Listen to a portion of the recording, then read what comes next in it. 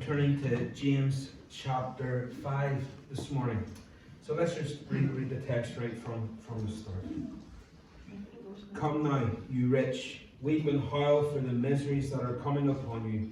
Your riches have rotted, and your garments are moth-eaten. Your gold and silver have corroded, and their corrosion will be evidence against you, and will eat your flesh like fire. You have laid up treasures in the last days. Behold, the wages of the labourers are mowed your fields, which you kept back by fraud, are crying out against you. And the cries of the harvesters have reached the ears of the Lord of hosts. You have lived on the earth in luxury and in self-indulgence. You have fattened your heart in the day of slaughter. You have condemned and murdered the righteous person. He does not resist you. Okay, strong words as he starts into chapter 5. James is a guy with guts. I said last week that people do tend to approach James as a soft touch kind of a book, like he's kind of like a watered down Bible. It's not really a thinker. But it's just not true. In fact, I think I found much of what James has had to say a lot harder to read and study than many other parts of the Bible. Not because it's complicated, but because it's so challenging. He refuses to hold back. He doesn't hold back any punches. And he really doesn't seem to care too much about what people think. He just says it. So it's no surprise then when it comes round to it that he starts to talk about money. He's spoken about living for God and kind of how he wants to pull us towards him. And sometimes trials and tribulations and difficulties and trials are all part of that to let us lean on him and look to him, to fix our eyes on him. And then there's this other force of worldliness that's trying to pull us the other way, back into the old life, back towards our sin, back towards everything else that takes us away from God. And then he turns around and says, to me, not that money is a force for good or a force for evil, but that money is a litmus test. It lets us know exactly where we are, where our heart is. Now, they say money talks. All my money's ever said to me is goodbye, so I'm afraid I can't say too much about that. But the Bible does have plenty to say about money, from how to earn money, to how to spend money, to invest it, to save it, about wasting it. The one thing the Bible never says about money, though, is to trust in it. Now, that's so often our default position, right? Now, I don't think any Christian really would turn around and honestly say that money is the key to happiness. But what I do think we tend to say is, yeah, but if we had a little bit more, I could maybe do a little bit more. If we had a little bit more, we could just be a wee bit more comfortable. I could relax a little bit more, just have a little bit more tucked away, a little bit more put aside for the kids. Just a little bit more to help us provide the way that we would want to provide. But Scripture comes back at us and says, no, but surely it's God that we look to for that. For our comfort, our prize, which we just sang about. We look to God for that, not money. In fact, Psalm 20 tells us that some will trust in chariots and some in horses. But we trust in the name of the Lord our God. We trust in God. We can turn to other passages that tell us not by trusting in money, but let's just try Proverbs 23. Verse 4 says, don't wear yourself out trying to get rich. You burn the candle at both ends, chasing the next. They're just a bigger deal and a bigger deal and bigger. Be wise enough to know when it's time to quit. In the blink of an eye, wealth disappears. It will sprout wings and fly away like an eagle. You can't put your trust in money because it never hangs around for very long. You ever look at your bank statement on like the 5th of the month and go, here, hold on a minute here. I thought I got paid last week. Where did it go? Proverbs says it sprouted wings and it's flown away. Now let's be very clear, okay? I'm going to do this a couple of times because I want to make sure that you don't mishear me or misread me. Money, having money, is not a bad thing. It's not wrong, and it is not sinful to be well paid. The issue lies with the influence that money has on you. When what you own starts to own you, that's where the issues start to come in. Now, some of you this morning are here and you have a comfortable lifestyle. Some of you have a very comfortable lifestyle. Some of you have enough to get by. But all that we have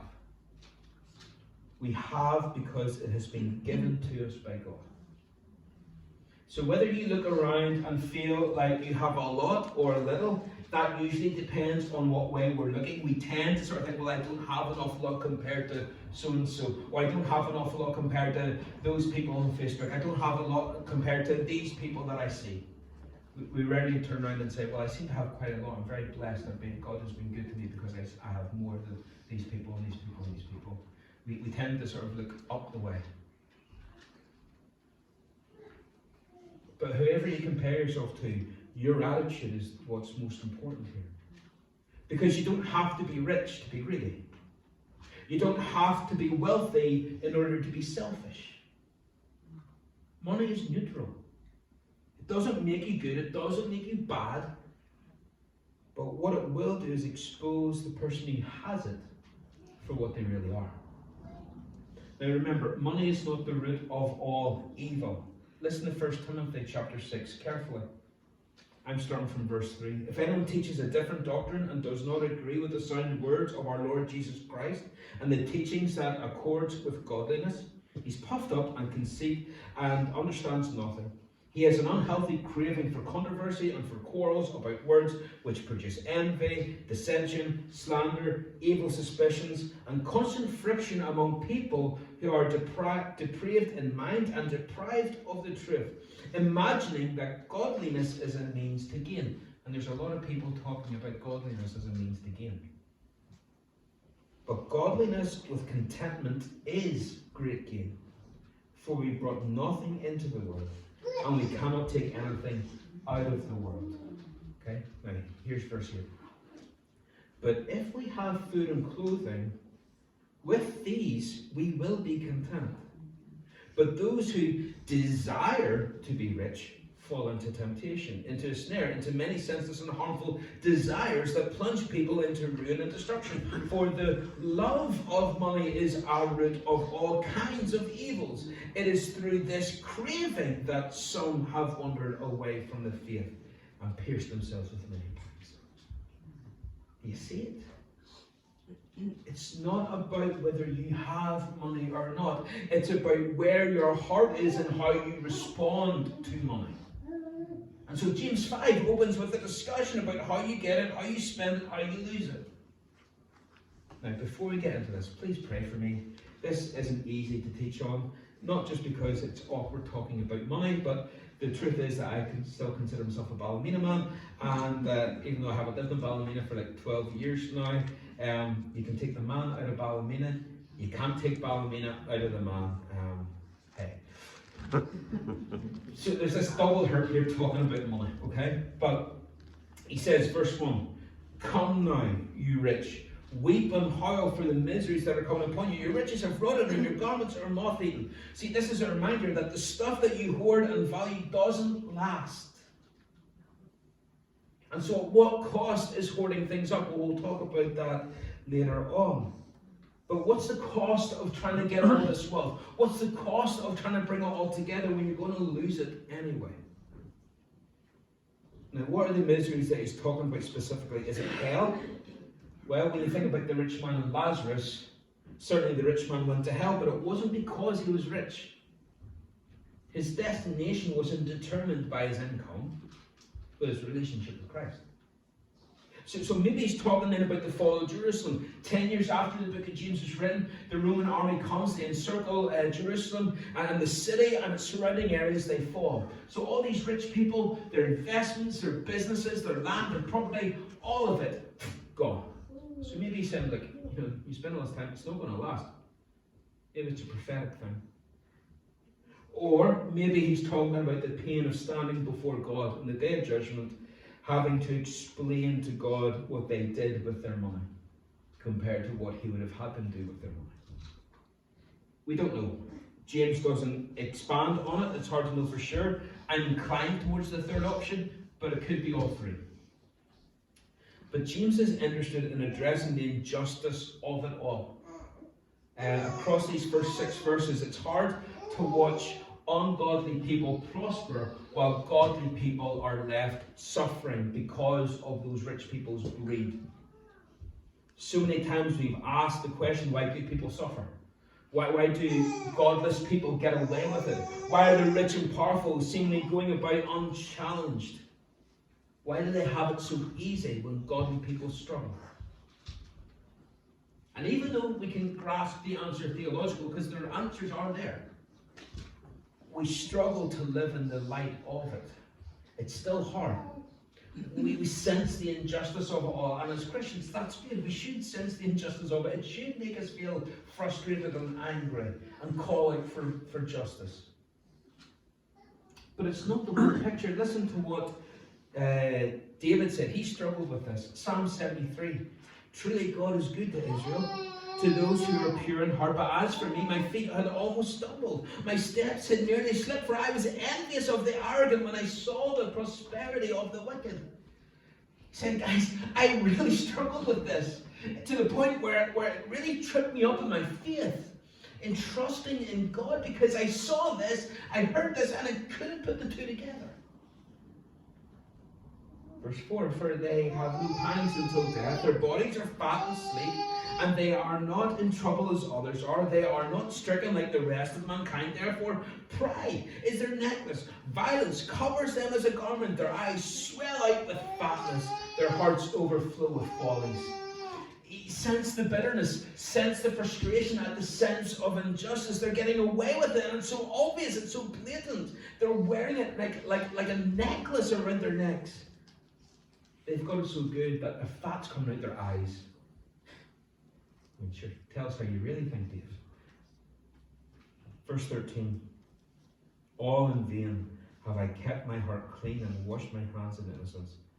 For all the day long I have been stricken and rebuked every morning. If I had said, I'm going to speak thus, I'd have betrayed the generation of your children. But when I thought how to understand this, it seemed to me a wearisome task. I just couldn't. And I was butting my head up against the wall. And for the life of me, I can't figure it out. And it's really, really starting to wear me down. And then verse 17 says, until I went into the sanctuary of God, then I discerned their end. I got to the point. What is the point? Until I started looking at the bigger picture, until I started thinking about things in an eternal perspective. That they get away with it now doesn't mean they're going to get away with it. Like we said last week, Lord, stamp eternity on my eyeballs. The way to deal with the frustration and the injustice of this world is to look at the bigger picture.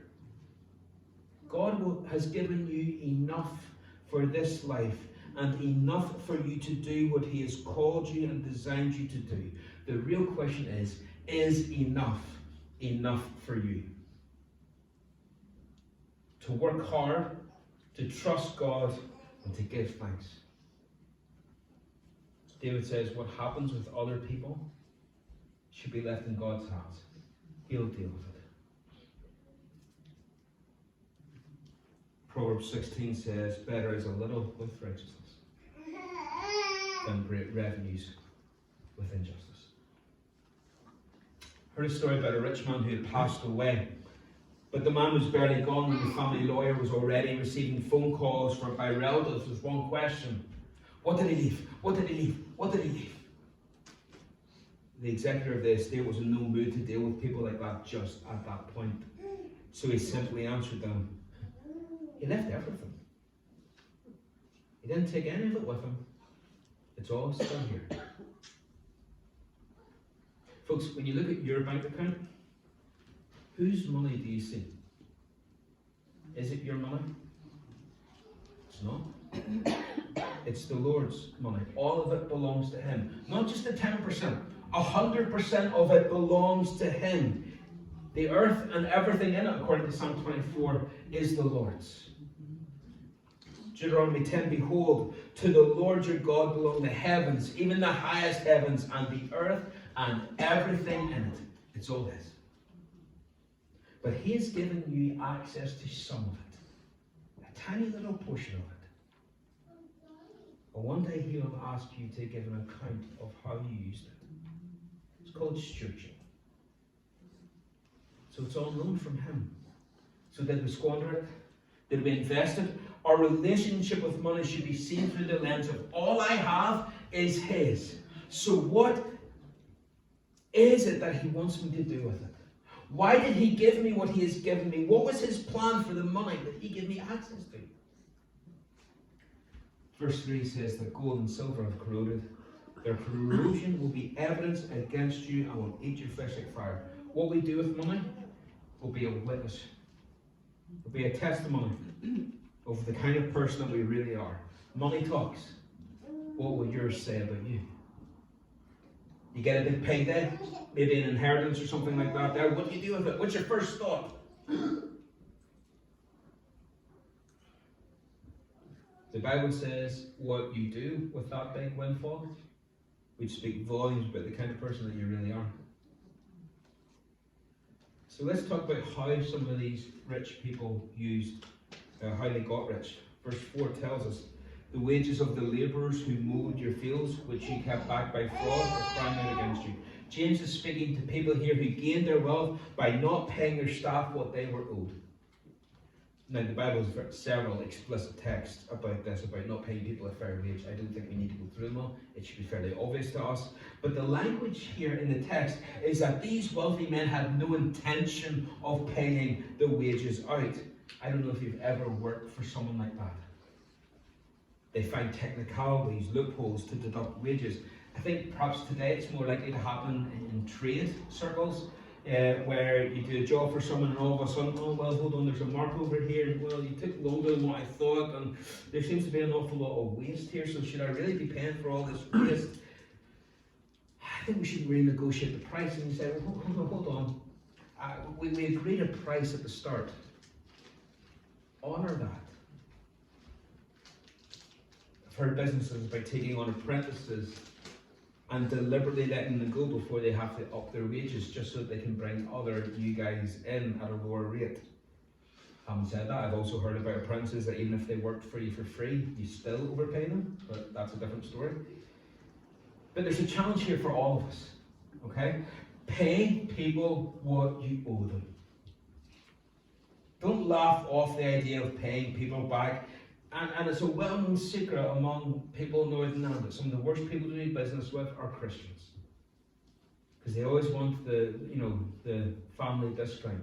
They always want money off. They always want a deal. They always want to skim money off you somewhere. It's not right and it's not fair. My brother-in-law used to work as a financial coordinator in one of the Bible colleges here. And so students would have to come to him and pay their fees, whether they a one-off fee for the year, some would have paid monthly, some would have paid by the semester, just whatever way their finances were working, they would have done it differently. But he says it was scary the number of students who were claiming to be Christians, preparing for full-time service, but they couldn't afford their tuition. But then they would have come in a new car, or disappeared off for a weekend in Spain or France with the guys. The truth is, they just didn't want to pay their debts. It wasn't a good look. Don't build up your riches by treating others unfairly. Pay your debts. Then in verse 6 we read that you've condemned and murdered the righteous person. He doesn't resist. Here they're talking about the rich and the wealthy because they're normally the rich and the powerful. They tend to be the one and the same. Their money bought them special treatment. It bought them preferential treatment with policymakers. You have to remember, the golden rule, the person with the gold makes the rules. And the poor can't resist them because there's no legal avenue to go down. It's too expensive. Some of you will have been through the court processes for different reasons. Some of you because it's been divorced and there's been different issues going on. Some of you it's because of your job and you're not necessarily personally invested. And you will know that the legal system gets very expensive very quickly. And if you're taking on someone with vastly more resources, it can be very hard to get justice because they will just outlast you. Now, how does that fit our situation? Because unless you're the owner of a multi-global corporation from an 80s movie hell-bent on taking the rainforest, it doesn't really seem to sort of fit us. I think it's about fairness. Because whether it's about paying your staff or treating them fairly as the office manager or shift manager or whatever your role happens to be, whether you are legally obliged to do X, Y, and Z or not, a Christian would be able to look at a situation and see what the right thing to do is. I'm not legally obliged to do this, but you know what? As a Christian, I can see it's the right thing to do, so I'm going to do it. Treat others the way you would want to be treated. Put yourself in their shoes, then live to be a witness in how you treat the people when you're not forced to. So that's how some of them got rich. Let's talk about how they used the riches. The end of verse 3 says that they laid up treasure in the last days. Hoarding money. Now again, let's be very clear. This has got nothing to do with savings, with putting money away. In fact, 2 Corinthians 12, 1 Timothy 5 would argue that it is your duty to put money away for a rainy day, to not be foolish with your money. But this is about filling your bank account while you've denied others what you owe them. That you've gotten out of it on a legal technicality. You're greedily grabbing all that you can by denying others. Think of it as a game of hungry hippos. You're just kind of grabbing it all in, making sure that you can get it so that others don't. And the thing is, you can think you're so smart for doing this, for working this system. You're getting out of some taxes, and then you're complaining, oh, but the NHS is underfunded. Oh, the policing levels aren't what they used to be. But we're all trying to get out of paying our taxes, so what do we expect? And we spend so much time trying to build up treasures on earth, we forget our calls to build up treasures in heaven. Now again, it doesn't mean that we go and sell everything that we have, or that every time we buy something we should feel really guilty about it. No. Storing up for treasures in heaven is about using what we have given by God for God. We have access to it, but it all belongs to Him, and that's how we live. Because whenever you hoard riches up, and that has a knock-on effect. Verse 4, by withholding from others, we deny them the chance to benefit. If God has given you more than what you really need, rejoice in that. You're blessed. But think, could you do something with that little bit of access? How about sponsoring a child? We've had African choirs from Abana and Watoto here over the years. Could you sponsor a child in Africa? £20 a month? Or speak to Levine about the work that she does with the Backyard Bible School in Uganda, Kampala. They do an amazing work. I'm sure she'd be more than thrilled to have some people come on board and help that work. Or pick a missionary organization, or pick a missionary family. Get behind them. Is there a neighbor that you could help? A pensioner, a single parent, a widower, somebody. Buy them dinner, buy them a treat, bake them a cake, get them a spa treatment, do something, let them know that you see them. But if you hoard up the riches, I can't give you anything because I might need it later. It's my money, but it's not your money. We're stewards of what God has given to us, and we're supposed to be trusting in Him. 1 Corinthians 4. It is required of stewards that they be found faithful. Verse 5 tells us that we lived on earth in luxury and in self-indulgence. See, the third way that people use their riches is by living the high life. Now, luxury is waste, and waste is sin. But what is defined as luxury will vary from person to person. It used to be that a dishwasher was considered a luxury item. They gave it away as prizes in game shows in the 90s. Not that long ago. You could have won a dishwasher or a tumble dryer. People are like, yeah. Today, they're standard across most people's homes. Not everyone needs every little bit of technology. but I use an iPad for preaching. Is it essential? No. Is it helpful? I think so. The car that you drive will depend on what you need it for. Do you use it for work? Do you do big miles? Is there particular medical requirements that you need? Does it have to, get a wheelchair on board? Do you need the height for your back or particular types of seat for your back? There's lots of different reasons why people need cars. Maybe you have a company car and you don't really have much of a selection to choose. So what you're driving is what you were given. Be slow to start judging people about what seems luxurious to you. You don't know their story. An expensive holiday is a completely relative term. It's relative to how much they earn. It's relative to how much you earn. It could be a once-in-a-lifetime trip that someone has saved up and saved up and saved up and saved up to go on. They've earned it, they did. Would you begrudge them it? No, I certainly wouldn't. All part to them.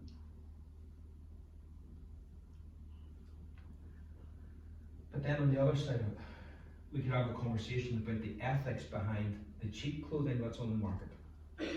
Oh, I'm only going to buy cheap clothes, but if they're being made in sweatshops by children in Indonesia, should a Christian be buying them? Would it not be better to buy well-sourced, responsibly made, higher quality clothing that will last longer than 3 months? There's more nuance to the conversation. So I think my point here is that there comes a tipping point, a point of diminishing returns, where it stops being justifiable, it stops being helpful, and it starts becoming unnecessary. Do we really need it? Could it be better spent elsewhere? That's a conversation between you and God, not for other people to start reading into. I think there's a big difference between enjoying what God has given us and using that wisely, and then living a life of extravagance while you ignore the needs of people around you. Two very different things. And I think that's the key word that we should write over this verse. It says luxury and self-indulgence. So I would say, when people look at your general manner of living and saying it's too much, it's over the top, it's indulgent, well then that's maybe something that we need to look at. But money is a neutral force. It exposes our character though. And if your character matches your wealth, you'll be able to do a lot of good for God. Let me take to Ephesians 5 as we close. Look carefully then how you walk, not as unwise but as wise, making the best use of the time, because the days are evil. And so when he says use the time, redeem the time, the literal translation is buy up the opportunity, seize it, invest in it. Jesus in John 9 says we must work the works of him who sent me while it is day. Night is coming when no one can work. So much money, but you decided to hold on to as much of it as you could, and you held on so tightly. Oh, but what could you have done if you'd only held on to that a little bit more loosely? Oh, to see with an eternal perspective. Because maybe today could be the starting point. Maybe your money over time, a little bit each month, or a little bit as and when that you can, over time could go and build a church in Mongolia and lead to people getting saved. Or maybe that money could go, and between a couple of you, it could go to a pastor who ministers in several little villages across India, and your money could be just enough to keep his moped on the road so he can keep preaching in those churches in those villages. Or maybe that money could go, and finally there's a tribe somewhere in the darkest, deepest parts of the world who could get a Bible translated into their own language for the very first time. What stock do you put in the big bank account? God doesn't think an awful lot of it. It's all his anyway. But is the big bank account your goal? Or is money a means for you to be a blessing for others? Matthew 25, there's a parable, and with this we'll finish. Jesus says again, the kingdom of heaven can be illustrated by the story of a man going on a long trip. He called together his servants and entrusted his money to them while he was gone. He gave 5 bags of silver to one, 2 bags of silver to another, and 1 bag of silver to the last, dividing it in proportion to their abilities. He then left on his trip. And we know what happens. The first 2 guys, they double their money, come back and get praised. Third guy, not so much. Let's drop back in verse 24. When the servant of the 1 bag of silver came and said, Master, I knew you were a harsh man, harvesting crops you didn't plant and gathering crops you didn't cultivate. I was afraid I would lose your money, so I hid it in the earth. Look, here's your money back. But the master replied, You wicked and lazy servant. If you knew I harvested crops I didn't plant and gathered crops I didn't cultivate, why didn't you deposit my money in the bank? At least I could have gotten some interest on it. Verse 28. Then he ordered, Take the money from the servant and give it to the one with the 10 bags of silver. To those who use well what they are given, even more will be given, and they will have an abundance. But from those who do nothing, even what little they have will be taken away. Now throw this useless servant into outer darkness, where there will be weeping and gnashing of teeth.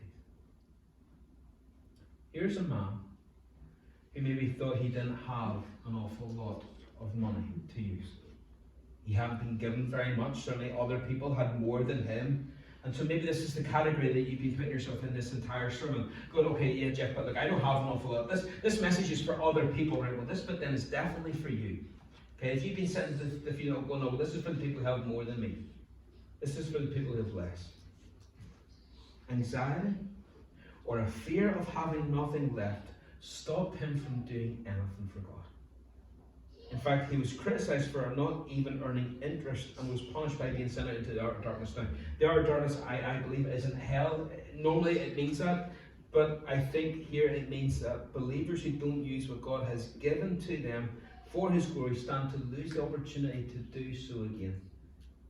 They lose the opportunity for further service. They gain no praise, no reward. To me, that's outer darkness for a believer. I think God might be saying to some people, look, I can't give you any more because you're not using what I've already given you. I can't trust you with more. You haven't used it wisely. But Jeff, I don't have an awful lot of money. I daren't risk losing it. If I give any away, I might not have enough left. Let the people who have had more given to them, let them take the risk. Let them give to the missionaries. Let them give to the work. But you're missing the point. The Lord has given you enough. And you have been appointed as a steward, and He wants to see something in return, even if it's just interest. Folks, money talks. So what does yours say about you? John, give us our closing hymn now.